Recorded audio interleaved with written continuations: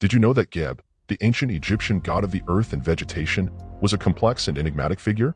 His story is a tale of creation, destruction, and rebirth, a testament to the cyclical nature of life and the enduring power of the earth. In the beginning, there was only Nun, the primordial waters from which all creation emerged. From Nun arose Atum, the self-created god, who gave birth to Shu, the god of air, and Tefnut, the goddess of moisture. Shu and Tefnut, in turn, gave birth to Geb and Nut, the goddess of the sky. Geb was a powerful and fertile god, the embodiment of the earth's bounty. He was often depicted as a man with a green face and a beard of vegetation, his body covered in plants and animals. He was the patron of farmers and gardeners, and his blessings ensured bountiful harvests and a prosperous land. But Geb was also a god of chaos and destruction. He was said to be the father of earthquakes and volcanoes, and his wrath could be terrible. When he was angry, the earth would shake, mountains would crumble, and rivers would overflow their banks.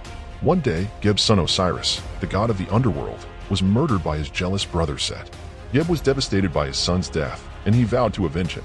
He led an army of gods and goddesses against Set, and a great battle ensued. In the end, Geb and his allies were victorious, and Set was banished to the desert.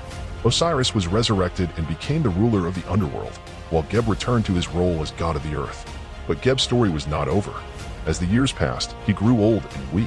His body became parched and barren, and his once fertile land turned to desert. The people of Egypt began to starve, and they prayed to Geb for help.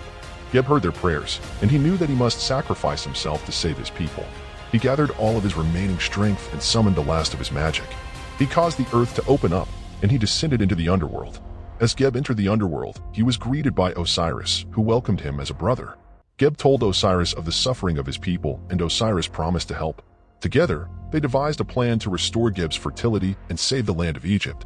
Osiris used his powers to create a new body for Geb, a body that was young and strong.